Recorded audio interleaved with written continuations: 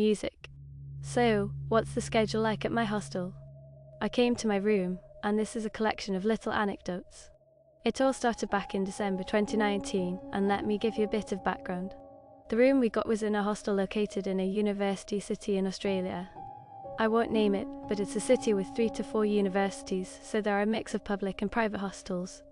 Our department has its own specific hostel, and only girls from the department stay there. I'm in film studies, and my 3 classmates and I requested a room in the hostel. They told us that all the functional rooms were fully booked, but there was a storage room available. So, the 4 of us decided to make that our temporary home. You know how it is, when it comes to accommodation, you just need a place to stay. We moved in around August 2019, and from then until November, nothing much happened. But starting December 2nd, we had our exams. There were about 7 or 8 subjects, but they were divided into parts, so it felt like we had 12 or 13 subjects in total.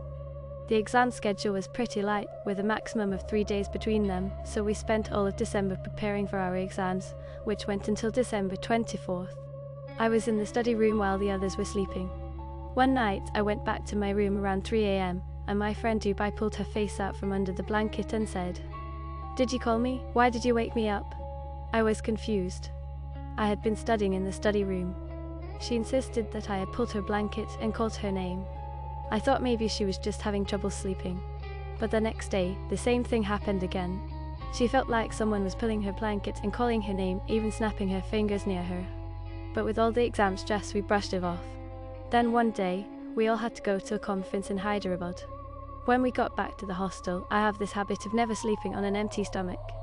My friends knew this, so I went to the kitchen while my 2 roommates went to their friends' rooms. The atmosphere was eerie, and the lighting was such that shadows were everywhere. Music. I wasn't in the room, and she started reading something. I mentioned to Ruby that something strange had been happening for the past few days, and she told me she felt like I was haunting her.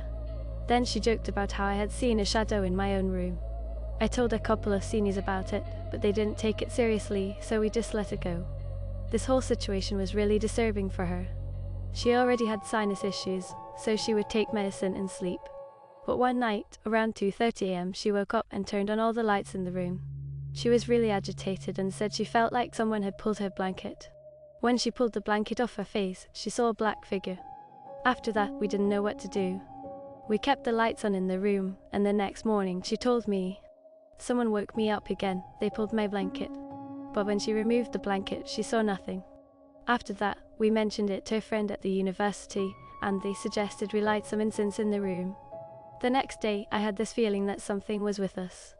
I asked her which side she felt it on, and she pointed to the same side I felt it.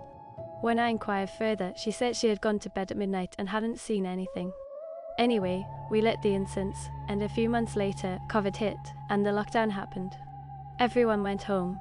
When we returned, there was a vacancy in another room, and we were notified about it. Music. In November 2021, we moved to a room that was right in front of the CDO on the first floor. This new room was also on the first floor, but at the very end of the corridor.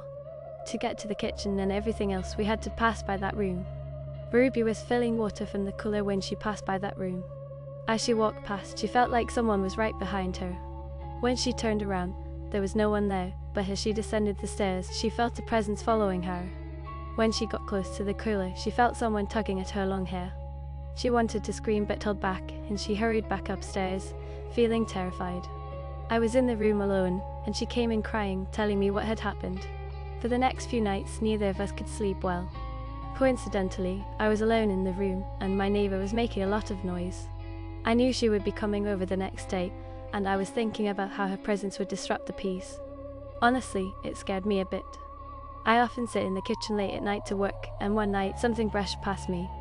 I didn't see it, but I felt its presence like it was a human, and I could feel its warmth as it passed by. My shirt felt like it was being tugged. Music. Music. Music.